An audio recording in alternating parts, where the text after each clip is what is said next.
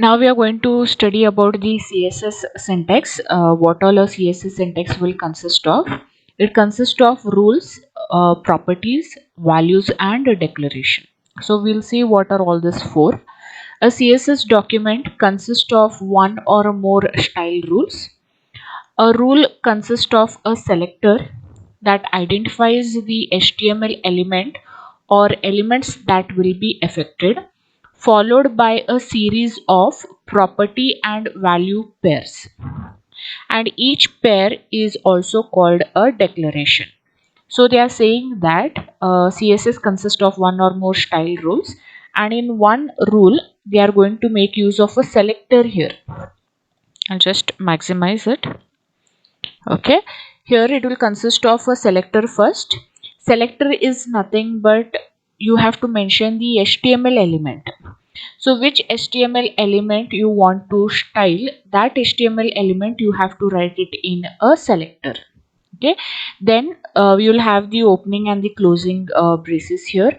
Inside the opening and closing braces you will be having a pair, and that pair is nothing but the property value pair.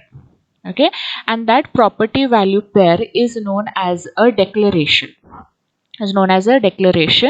and inside this braces you can have n number of declarations. So this is declaration 1, this is declaration 2, and if there you can have a series of declaration, and that series of declaration is known as a declaration block.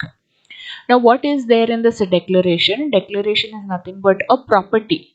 Property means for that HTML element what you want to style. Okay, property you can mention color, border, margin, font size, font color, font width. So those all properties you can use in this property element, and here you can mention the value. For example, if the property I have used is color is, then value I can mention is red, like that. If I have mentioned property as border, then I can mention thick, thin, like that. Okay, so this is nothing but a CSS syntax. It consists of a selector. Selector is nothing but you have to mention the HTML elements, h1 element, p element, okay, image element. Those all elements you can mention here, and inside the braces you have to use a declarations. Okay, so this entire declaration set is known as a declaration block, and this entire thing is known as a rule. Okay, CSS rule it is. Okay, style rule. So you have to follow these rules if you want to style the HTML elements. So what is a rule? A rule consists of a selector that identifies the HTML element or elements that will be affected. So the selector is nothing but HTML elements, followed by series of what? Series of property and value pair, and each pair is known as a declaration. Property is what you want to style, and that style's value you have to mention here. Okay, so each pair is known as a declaration, and a series of pairs is known as a declaration block. So this is the first CSS style rule. Here there are some example. Okay, so here we have here em element. We'll be seeing what is em in the next topic. Em is the selector they have chosen here, and there is only one declaration. There is only one declaration, and in one declaration the property used is color and the value used is red. Every declaration should end with a semicolon. Okay, and property and value should be separated by a colon. So the property you have chosen here is color, value you have chosen is red, and the selector you have chosen is em. Okay, next you have chosen is the HTML element. Selector here is p. P stands for what here? Paragraph. So in paragraph you have declarations, and it is not necessary that declaration should be continuous. Most of the declarations can be written in different lines. So here is the first declaration. In the first declaration you have the property margin, and its value is this. Okay, what is the value? 5 pixel 0, 10 pixel 0. Okay, so this the first four values are there. The first value stands for top, the second value stands for right, bottom, left. This is going to be the margin: top, right, bottom, left. Then you can make the second property they have chosen is font weight. So the font weight for the paragraph will be bold. Okay, and font family is there. Font family, you have many options here. Font family you can choose is Arial, Helvetica, Sans Serif. Okay, so your P element will be styled with these all properties. So that paragraph will be having a margin, it will be having a font weight, and it will be having a font family. Okay, so there are three declarations, and all these three declarations are known as a declaration block. Okay, and the selector you have chosen here is P, and P stands for a paragraph. So this is example of using the styled rule of a CSS.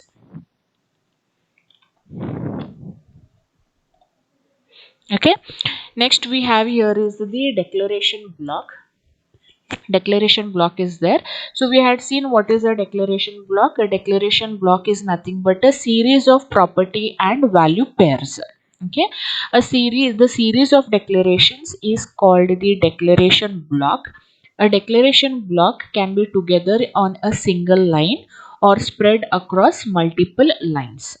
Okay, so this is nothing but, here you have a selector. This is the syntax. Selector is there, then in the braces you have property value pairs. Each pair is known as a declaration, and the series of declaration is known as a declaration block here.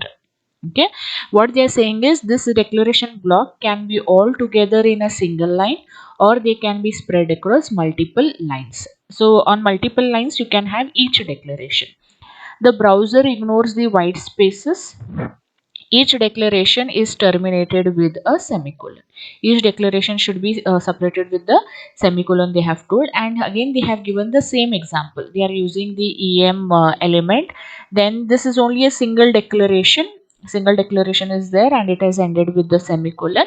And here you have multiple declarations, and all the declarations are on multiple lines.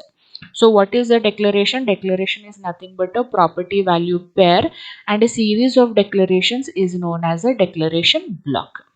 Okay, so this was about the declaration block. Next we have is the selectors. Okay, so we have seen what is a selector. Every CSS rule which is there, it begins with a selector. And as we discussed selector, what is a selector? Selector is nothing but the HTML elements which you want to style. There are n number of HTML elements we have studied previously, so you should be knowing which elements you want to style. So here they have given here selectors saying which elements. Every CSS rule begins with a selector. The selector identifies which element or elements in the HTML document will be affected by the declaration in the rule. So whichever HTML element you will write here, that will be affected by this rule. Another way of thinking of selector is that they are a pattern which is used by the browser to select the HTML elements that will receive the style. Okay, so they are nothing but they are HTML elements, and they are the patterns which is used by the browser to select the HTML elements that will receive the style there. Okay, so selectors here in the below example, EM is a selector, P is a selector. So they are nothing but the HTML elements.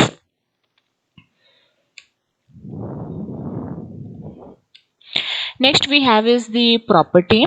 As we had discussed, what is a property? Property is nothing but what you want to style of that element. Whether you want to change the color, or whether you want to give a border, margin, okay, font weight, font size, those all come under what is known as a property. And related to that property, you have to give the value. So each which style properties of the selected elements. Okay, so which style properties of the selected elements you want to mention. Each individual CSS declaration must contain a property. So every declaration will be having what? It will be having a property. These property names are predefined by the CSS standards. So these all property names are predefined, and you can make use of those property names. There are only the listed property names you have to use according to those CSS. The CSS 2.1 recommendation defines over 100 different property names. So the version of CSS, that is the CSS 2.1, defines over 100 different property names. So we have so many property names to change for a particular element.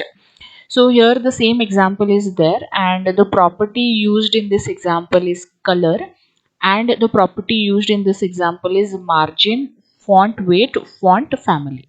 So predefined property names you can use to style a particular HTML element.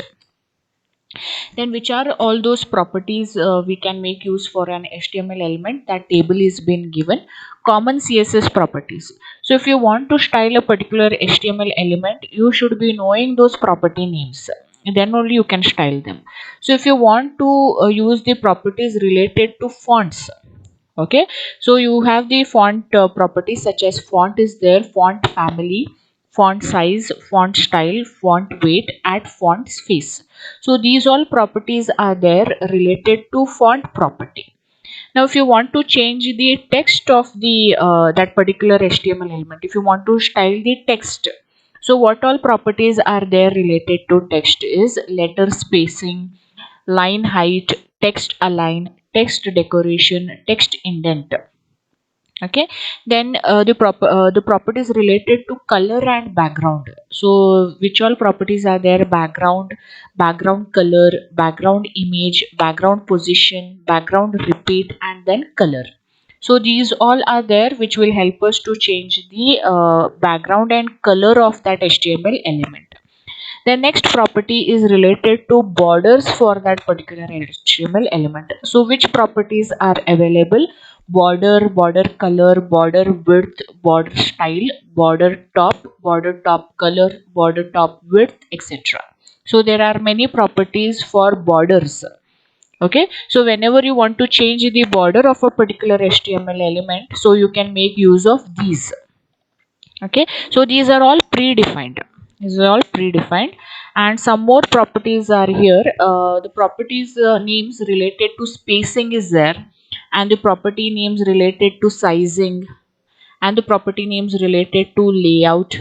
Okay, so padding, height, max width, min width, layout, bottom, left, right, top, clear display. These all are properties are there. So whenever you are making use of CSS, you should be knowing all of these properties. So if you know these properties, then only you can style the HTML elements.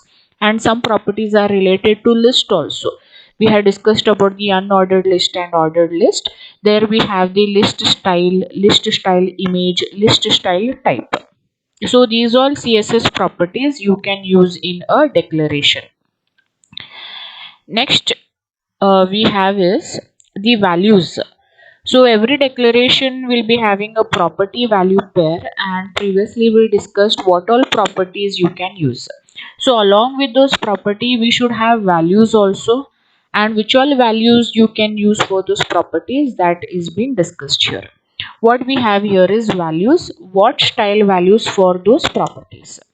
Each CSS declaration also contains a value for a property. Every declaration will have a value for a property. The unit of any given value is dependent upon the property. So whatever value you are giving, that value's unit what will be there? Unit, measurement unit what will be there? That completely depends on what property you have given. Okay, some property values are from a predefined list of keywords. Okay, so some values are there which are predefined, those values only you can use. Okay, others are values such as length measurements, percentages, numbers without units, color values, and URLs. So some property values are predefined and some properties are real world measurements. Okay, inches, centimeters, percentages, numbers without units. So those all values you can use with a particular property. So which all color values you can use? Okay, so they have told us which all color values we can use. CSS supports a variety of different ways of describing color. That means for the property color, which all values you can give, that table is given here. Okay, so the first method of giving a value to a color is using the name of the color directly. So the first method is using a name, and there they have told us use one of the 17 standard color names. 17 standard color names means red, green, blue, yellow, white. Okay, not mixture of colors or they are variation of colors. The 17 standard color names you can use in a normal CSS. But CSS 3, which is there, the version of CSS that is CSS 3, has 140 standard names. Okay, 140 standard names they have. For example, you can see here color is the property, and the value they have used is a standard color name red.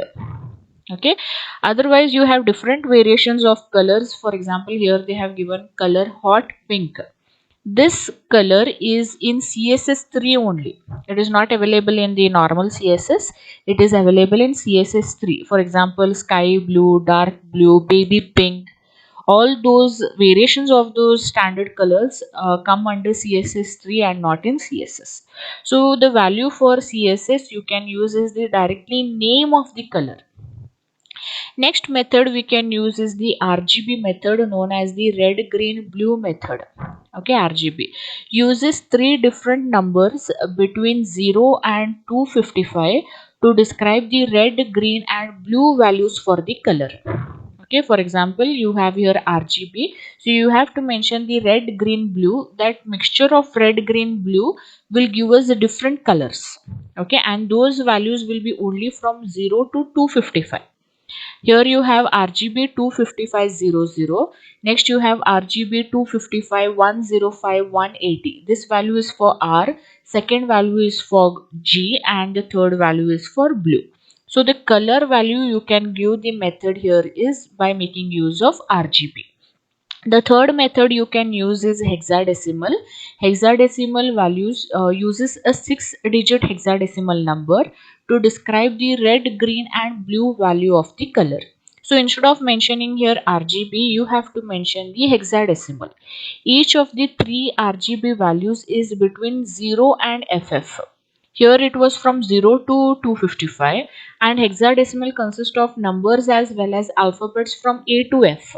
So here you can make use of alphabets, numbers from 0 and FFF, which is 255 in a decimal. That is 0 to 255 in RGB and 0 and FFF in hexadecimal. And these numbers usually they begin with the hash symbol or the pound symbol. So you can see here this is a hexadecimal number and they are in 6 digits and they begin with the hash. Okay, the next method you can use for the color value is the RGBA, and A stands here for what is alpha, that is for transparency value. Allows you to add an alpha or transparency value. This allows a background color or image to show through the color. So A is used for transparency. If you want to see through the color, then you can make use of A here. Okay, transparency is a value between 0 that is fully transparent and 1.0 fully opaque. Okay, opaque is the one which is not transparent. Okay, it is the one which will cast a shadow, and 0.0 if you all are using is fully transparent and 1.0 is making use of opaque. So you can also make use of RGBA also. So here we'll be having four values. One will stand for R, G, B and A. Okay, so you can, for A1 you can give the values between 0.0 and 1.0. Okay, next you have is the HSL. HSL method is standing for hue, saturation and light values. So how you have the contrast coloration in your mobiles, where you can change the lighting of that image, or you can change the contrast or transparency. So that also is available in CSS, and that is called as hue, saturation and light values, that you have to indicate by using HSL. How you all were making use of RGB previously, here you can make use of HSL, and here the values are given in terms of percentages also. Allows you to specify a color using hue, saturation and light values. This is available only in CSS 3. Okay, so CSS3 if you all are having, then only you can make use of HSL. HSLA also is available. Okay, HSLA, A stands for alpha, that also is available in CSS3.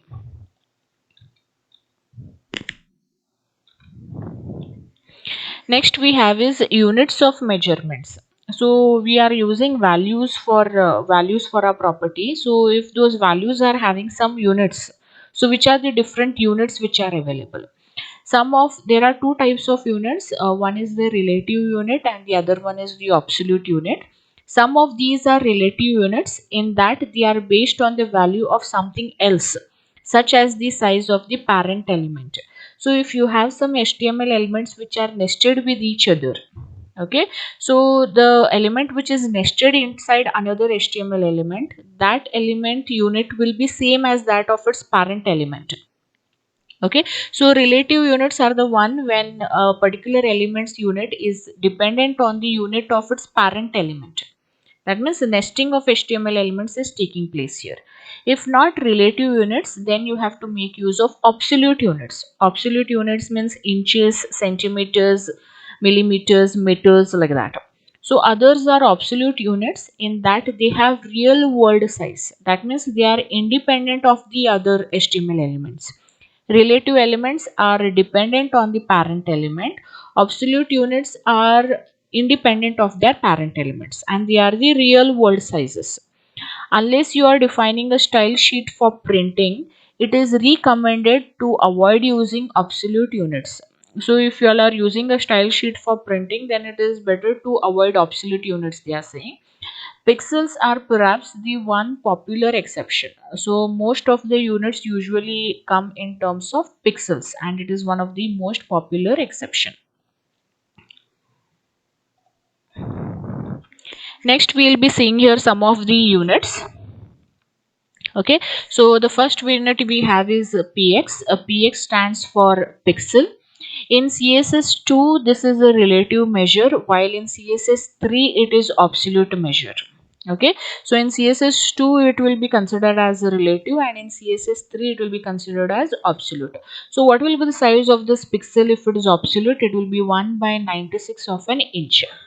The next we have is the EM unit. EM unit which is there, it depends on the size of this parent element, equal to the computed value of the font size property of the element on which it is used. When used for font sizes, the EM unit is in relation to the font size of the parent. Okay, so if EM unit you all are using for the font sizes, then it will depend on the font size of the parent. So EM here is a relative unit. Next we have is the percentage unit, a measure that is always relative to another value. The precise meaning of percent varies depending upon which property it is being used. So usually you give 50%, 100%, like that. So percentages also you can use and depends on what property you are making use of. And this also is a relative unit. Next you have is the EX unit, and EX unit is a very rarely used relative measure that expresses size in relation to the x height of an element's font. So it is depending on the x height of an element's font. Based on that it will set the unit. Next we have is the CH unit, another rarely used relative measure. This one expresses size in relation to the width of the zero character of an element's font. So it will take the width of the zero character of an element's font and it is basically not much used and it is used in CSS3. Next we have is the REM, and the REM stands for root EM. Okay, root element, which is the font size of the root element. Unlike EM, which may be different for each element, the REM is constant throughout the document. So if you have a root element, in your root element is nothing but the HTML element, and HTML elements usually size is the constant for the entire document. It remains the same. Next we have is the VW and VH unit, and VW stands for viewport width and VH stands for viewport height. Both are percentage values. Both are percentage values between 0 and 100 of the viewport browser window. So here it depends, the size depends on the browser window here. Okay, not on the document, it depends on the browser window. This allows an item to change size when the viewport is resized. So as how your browser window changes, in same way the document also changes its size. So these are some of the units, and these are all the relative units, and most used out of this is the px and the percentage.